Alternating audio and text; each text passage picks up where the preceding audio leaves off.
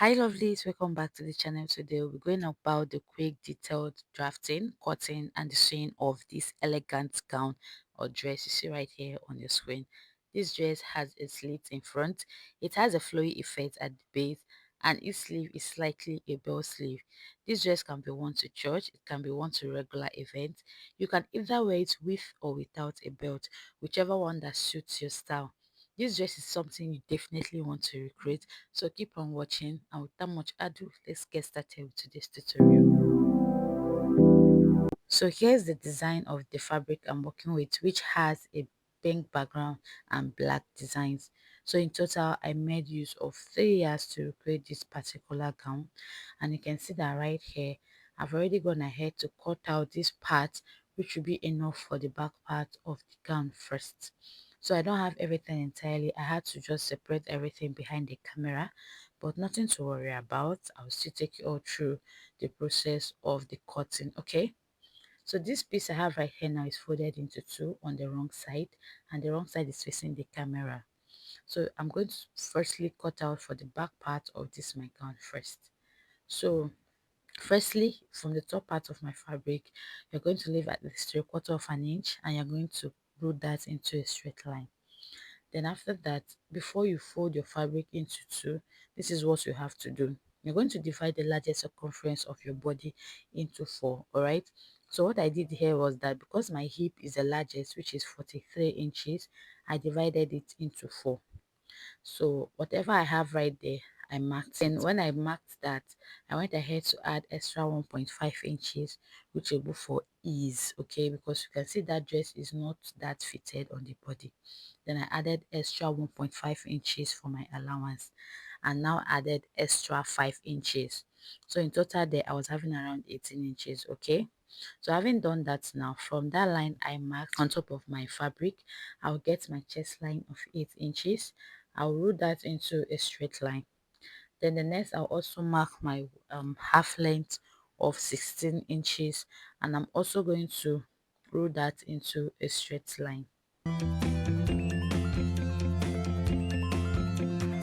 Next I'll be getting is my hip length. So what I basically do is that from my waistline I always count down 8 inches. All right, so this is all dependent on how tall you are.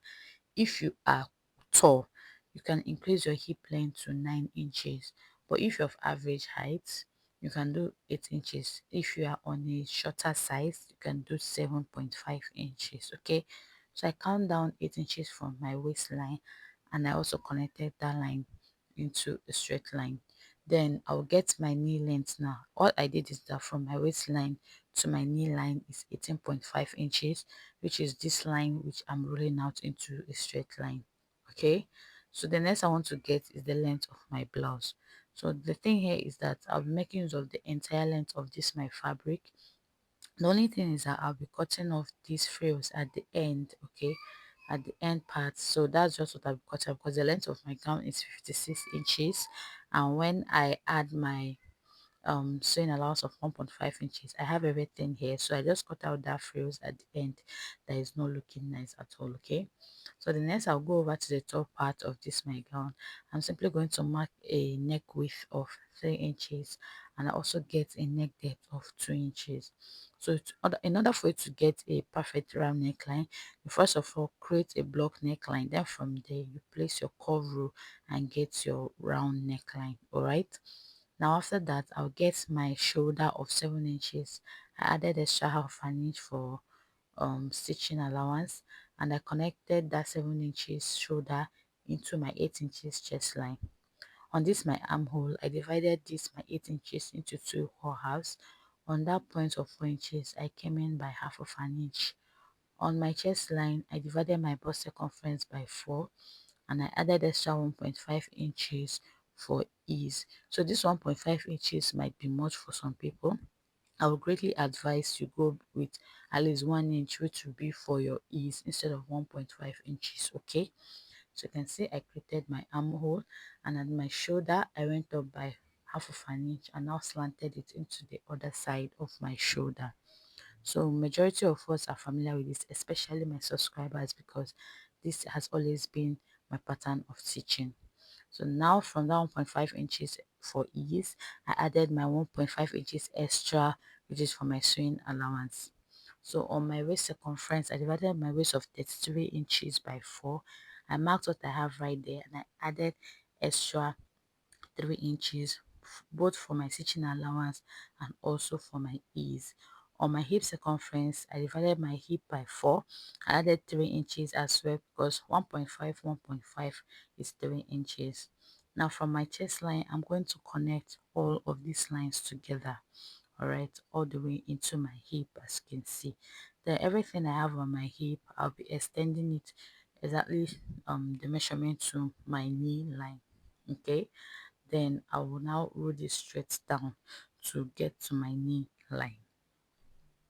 So you can see, so this line still, I will still extend it all the way to the end or the base of this my fabric. All right, so now from that point I'm going to extend this by at least 4 inches, but before that on my knee line I went up by 1 inch. All right, so from that line I extended it by 4 inches. Now from that 1 inch I went up by from my knee line, I slanted it to this towards the edge of my fabric at that point. So you can see that I didn't cut this out straight. I extended it by 3 inches from that straight line I have, and I went ahead to cut because we are trying to also achieve the flowy effect at the base of this our gown. So I'm done with the back part. I pinned it and cut out the neckline, the size and the armhole. So this right here is for the front part of our gown.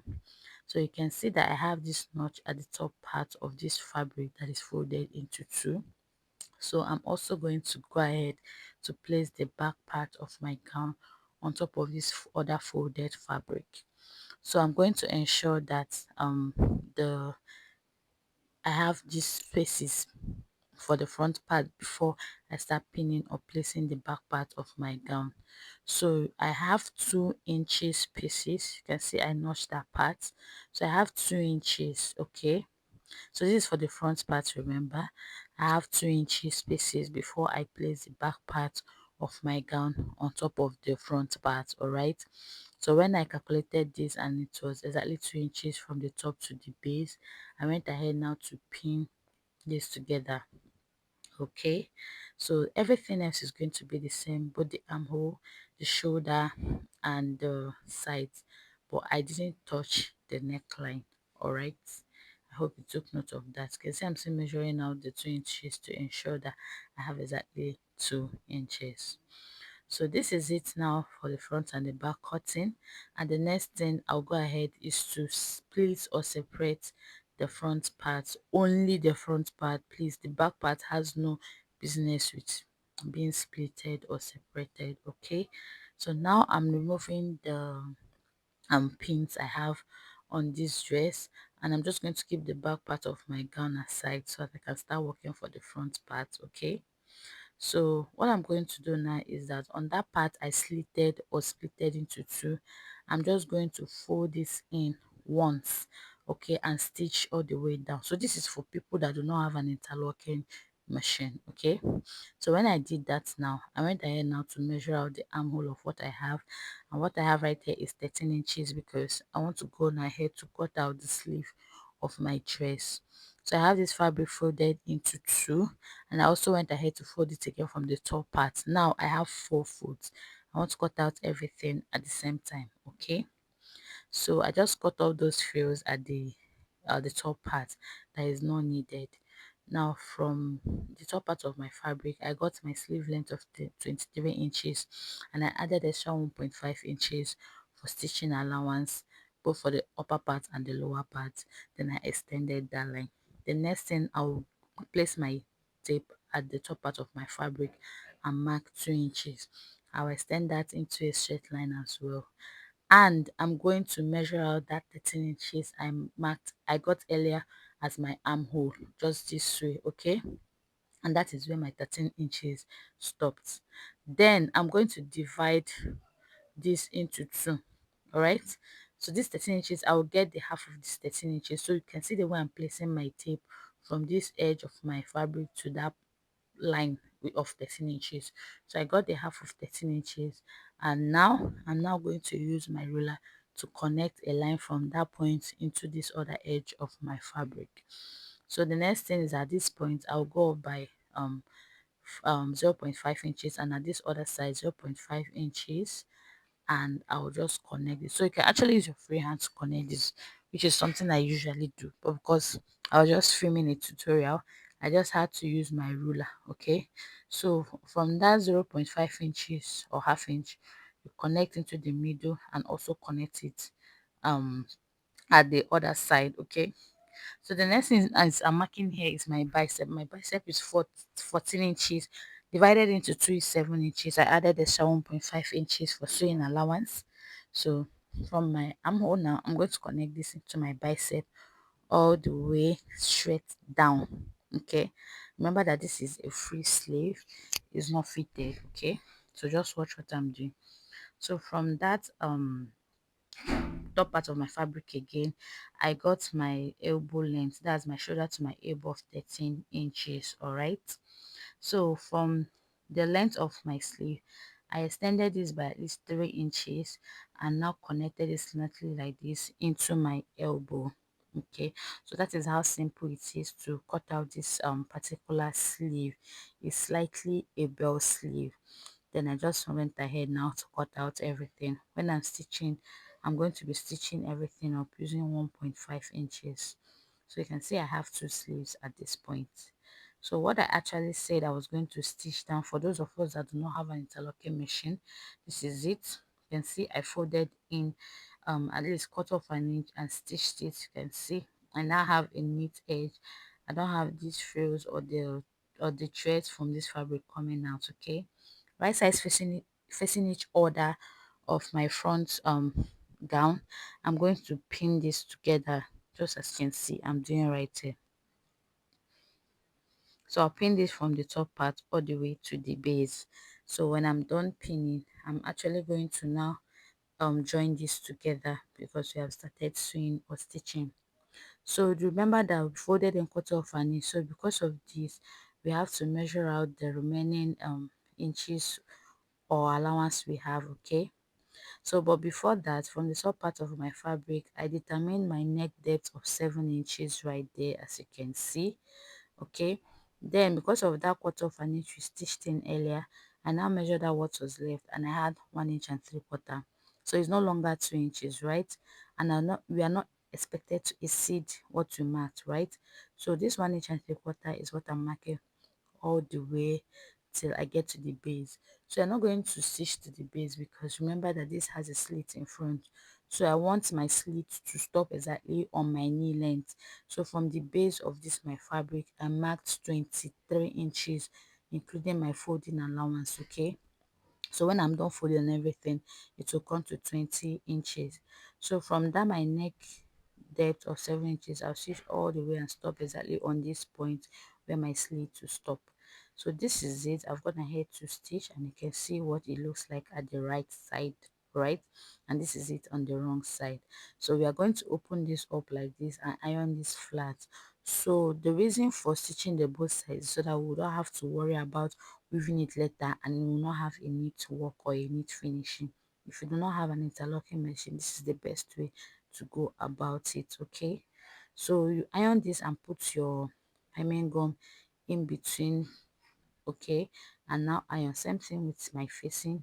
I stitch this all around, you can see, to secure the edges from being rough, and I'll also put my hemming gum in between and iron as well. So I've done this for the front part, and you can see how flat and nice and neat is looking. Okay, so that is it now, and the next thing I'm going to go ahead to do is to join the front part of our gown and also the back part of our gown. So on the shoulder, I'm going to be placing these two together. So this is it, right side facing each other. Don't forget, I'm arranging the front part of my gown. Then from the neck width of my back, because the back is actually serving as a guideline at this point for us to stitch everything together. Okay, I'll pin this, and if you notice something, the front shoulder now is wider. It is totally fine. This is because of the whole alterations that was made. You know, we didn't cut out the neckline and everything, just continue watching and you understand everything right here. Okay, so I pinned the two shoulders and I went ahead to stitch them together, and this is what I have so far. Now I'm now going to place them right sides facing each other so that I can stitch up the sides, the two sides. Okay, so I'll align them properly on the armhole. There's nothing to worry about at this point because you might be noticing a slight on alignment, okay, of the two armhole. It's totally fine. All right, we are still going to work on that. Okay, so on the armhole I'm going to pin this all the way to the very end of the base of my gown. Okay, so when I'm now done, what I'm going to do is that the excess armhole I have for the front part, at that point I'm going to cut them out, okay, at the two sides. All right, so I'm going to cut them out. This is to make sure that the shoulder aligns very well. Okay, and when I did this, the front armhole was now quite longer than the back armhole, but do not worry. All right, so I cut out the other side and I'm cutting out this other side as well. So the next thing is for me to actually mark my stitching allowance of 1.5 inches. But before that, from the armhole I came down by 1 inch so that when I'm fixing my sleeve it will be very easy for me. So this 1.5 inches I initially left as my stitching allowance was not what I used. I ended up using 2 inches, 2.5 inches. So this is because I didn't want this to be very big. Okay, so that was why I actually said that if 1.5 inches might be too much for you, just go on ahead and leave 1 inch for your ease, or half of an inch, or 3/4 of an inch. So I'm gonna head to stitch the both sides of this my gown, and this is what I have now. So you can see that I have this excess of from my front armhole. So all I'm going to do is to measure my armhole and divide it into two. So from my shoulder to the part where I stitch, I have 11 inches. I divided it into two. I have 5.5 inches on that point. So on that point of 5.5 inches, I'll fold this like this and pin. So you're going to measure out at least 1 inch, okay, because we are trying to shorten the armhole for the front part now. So we are going to measure at least 1 inch and you're going to stitch it in like this, more like when you're stitching a dart. Okay, so it's not going to be visible at all, trust me. Okay, so that is what I'm going to do for the two part of the armhole so that it can align and not be like an oversize for the back armhole. Okay, so I did that, as you can see, and I've also gone ahead to also stitch my sleeve, which I believe that most of us are familiar with. So you can see the two stitches I ran at the size of this my dress. That was because 1.5 inches was like big on me, so I had to now take in 2.5 inches. So I have my cover buttons with this fabric, and I'm just going to start placing. It's 10 in total. Yours can be more than 10, but mine is 10 in total. So I'm marking 33 inches space, which is how I'm going to be stitching all of them.